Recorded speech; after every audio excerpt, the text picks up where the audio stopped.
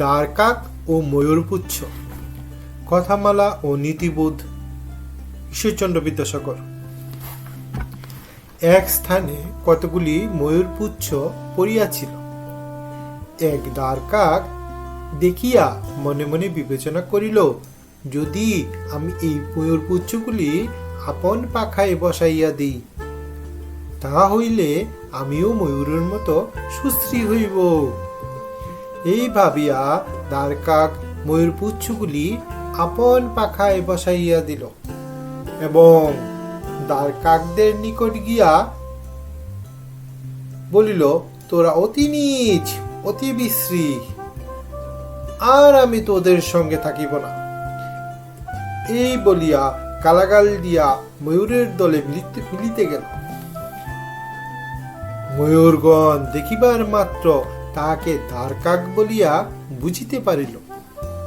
সকলে মিলিয়া তাহার পাখা হইতে একটি একটি করিয়া ময়ূরপুচ্ছগুলি তুলিয়া লইল এবং তাহাকে নিতান্ত অপদার্থ স্থির করিয়া এত ঠুকরাইতে আরম্ভ করিল যে দ্বারকাক জ্বালায় অস্থির হইয়া পালায়ন করিল।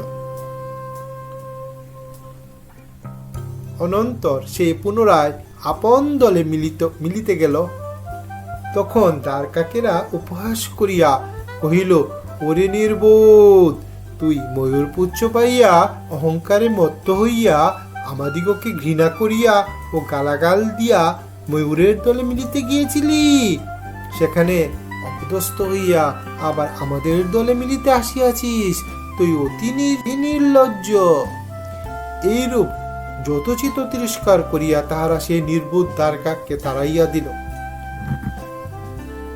এই গল্প থেকে আমরা এই নীতিবোধ পাইলাম যে যাহার যে অবস্থা, সে যদি তাহাতে সন্তুষ্ট থাকে, তাহা হইলে তাহাকে আর কাহার নিকট অপদস্থ ও অপমানিত হইতে হয় না। আশা করি সবাই গল্পটা মনোযোগ দিয়ে শুনলে। যদি ভালো লাগে কমেন্ট বক্সে তোমাদের মতামত জানাবে।